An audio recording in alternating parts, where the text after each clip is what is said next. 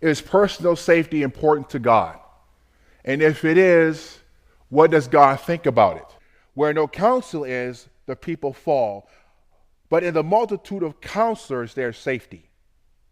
That's Proverbs 11:14. Now that word counsel means to advise, to give wisdom. And that's exactly what this is all about. Counsel, advisement, and wisdom. Safety has to do with that when it comes to the church today. The word safety, safe, or safely is mentioned in the Bible over 30 times. Over 30 different times, God's mentioned safety. Now, if that's important to God, it should be important to us.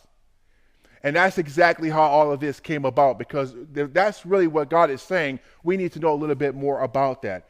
Proverbs 22:3 has a lot to say about that also. And it says, a prudent man foresees evil and hides himself, but the simple pass on and are punished. What does that mean? That means, again, that, right, we need to have advice, we need to have wisdom. That type of counsel protects us. Without it, we're just like anybody else, because these are fundamental laws. These are God's laws, right? So it really doesn't matter if it's a person that's in a church or if it's a person that's outside of the church. Obeying God's law brings safety.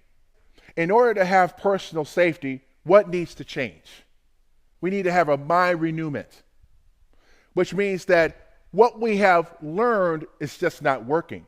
So we have to do something different. In order to change the way we think, right, we must change what we know. And that simply means when things are changing and crime is beginning to increase, there has to be other things that we need to do, such as have security, such as being able to provide personal safety for the sheep of the flock. What are peppers and where do they come from?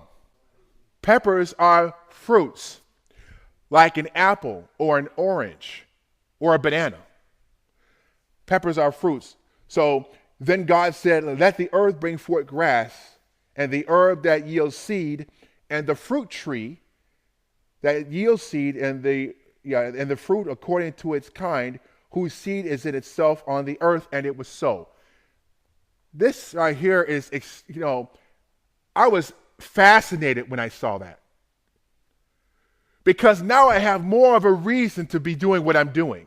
When I found out that the peppers are a fruit and it comes right from a tree that God made, well, it's just like going into the store and buying peppers, right? You go like burritos, we like burritos, and they put those peppers right in those burritos, and they wrap them up right. I'll tell you something, but you never thought that it was a fruit, like a banana, like an apple, but they are. That's exactly what they are. And God created every single fruit after his own kind. Make you wonder what Eve had eaten, huh? What is pepper spray and what is it made of? What is pepper spray and what is it made of? Pepper spray is God's chemical wisdom to combat a human problem. Pepper spray is an invention of a fruit spray that is used as a non-lethal weapon for protection. I, wisdom, dwell with prudence to find out knowledge and discretion of witty inventions. Proverbs 8:12 and 2 Chronicles 26:15. You see, God is important. God, what this word is saying is that God is the creator of things. It made me, as I was reading this, God spoke to me and said, people have a lot of problems with weapons today. There's guns, and they go, they're making those guns, and it's a bad thing. Or having a gun, oh my goodness, here you go, buying guns, buying pepper spray, buying these things. It's a bad thing because they think, these things are of the devil. Well, that's not true. I'll be talking about this, but see, Lucifer, God made Lucifer with a lot of wisdom. And even though he was an archangel and he had commanding of legions of angels and all that wisdom he had, he can't create a thing. He can't make a thing. Now, with all that wisdom, and he can't make nothing, that had to be pretty frustrating, I would think. It's unfathomable to have all that wisdom and can't create anything. So all this invention comes from God. This fruit spray that we're talking about comes from God. Did God use non-lethal weapons to drive out enemies? Yes, he did. How about this? I'm going to throw a little wrench here for you. And I will send hornets before you, was to drive out the Hivites, the Canaanites, and the Hittites before you, Exodus 23:28. Now, we have hornets today, don't we? Yes, we do.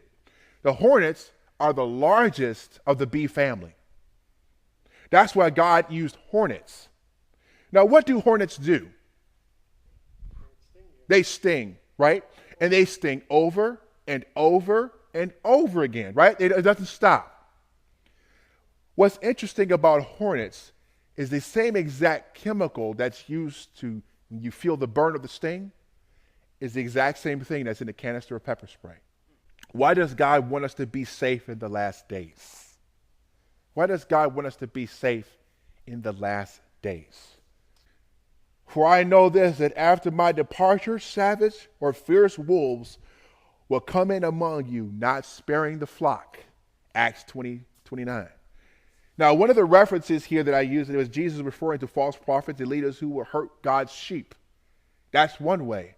But as we know that there has been tragic incidents where wolves have come in, right, in the congregation and attacked sheep, people. And that's exactly what has been happening we've heard about the incident where the pastor was hurt over at a particular church, and that whole type of incident where that person actually attended that church. His children attended that church. But that wolf came in, right, and attacked sheep.